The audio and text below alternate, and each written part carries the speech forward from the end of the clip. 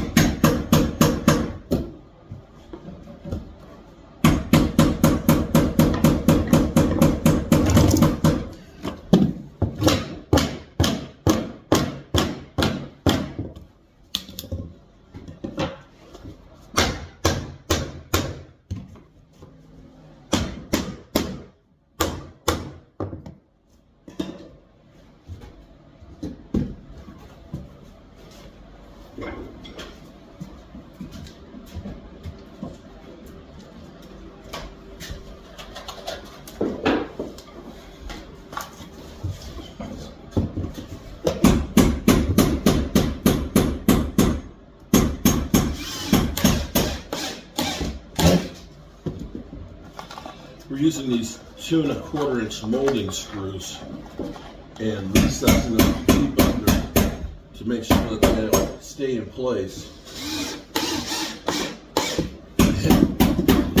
There you go.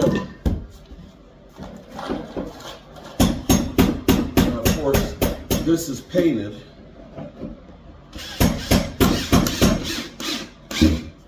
And our other ones, of course, are not, but that's okay. Well, actually, some of them are painted, some aren't. And what we figured out is, it seems like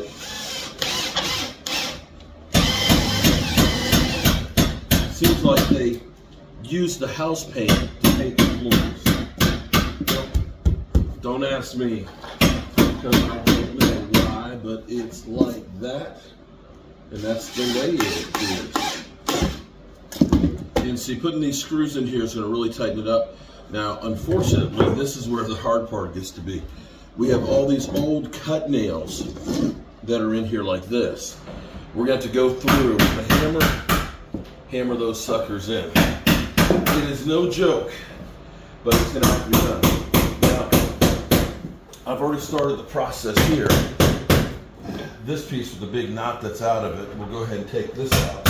And we're going to take this piece all the way down to here out, because it's jacked up here, but we want to stagger it so that way it looks like it belongs. I've actually already taken the the circular saw, and I've cut the tongue right here, and we'll match this up widthwise to be really, really snug. And over here, I think we're going to be okay with this piece. Well, we do have, this is kind of bad right there, so we might go ahead and just take this one.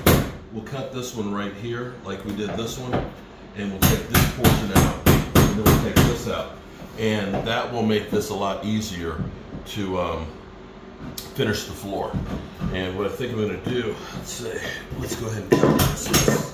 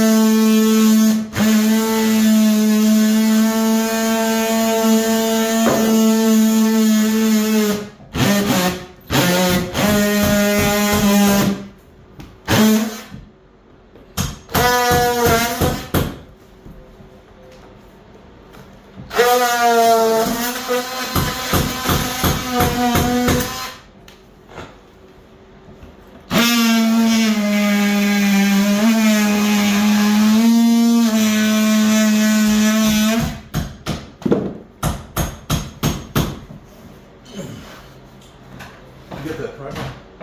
What? The little pry bar?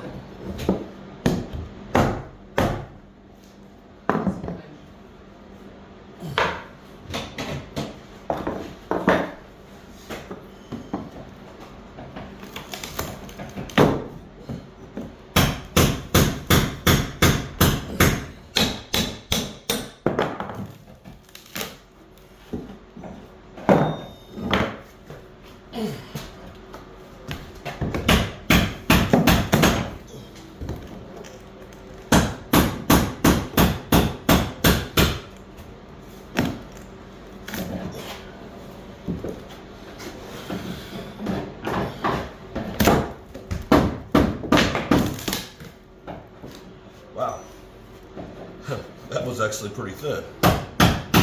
Jeez. This has been sanded down to meet that. So we may need to, let's see, we may need to scarf this a little bit more. But we'll go through, we'll take off the tongue right here, we'll slide another piece in. And we have our original piece right here, which is a log. I think I may want to cut this back a little bit more. Oh no, no, I'm sorry. I'm looking at the rest of the log right there. That, my friends, is a 204-year-old log. Now I'm going to go ahead and take this piece out, and actually we'll be okay to sand that down because we have the support here. It's really not that much. It's going to need a holder. And these, look at that. Nothing wrong with old wood. I don't think you heard it. Oh my goodness, this is cool. So, you know, the floor is not perfectly level and plumb and all that stuff, but it's been here forever. So this looks like I'm making a giant monster. It's like some snaggle teeth right here, okay? You can see where we put in our extra pieces to make it strong. You can see our logs here. Take a look. The size of this nail. Look at this sucker right here. Well, it definitely looks a lot better over here than where it did, and it definitely feels solid in here. Putting those molding screws in here, getting them in deep. I'm debating on whether or not I want to go ahead and get the sander and do a quick over it first, fill it all in, so that way we'll end up leveling it out, because we're going to have some gaps that are going to need to be filled in here, just to kind of start the process to see where it needs to get filled. Then I can fill it, let it dry out while I'm gone, and then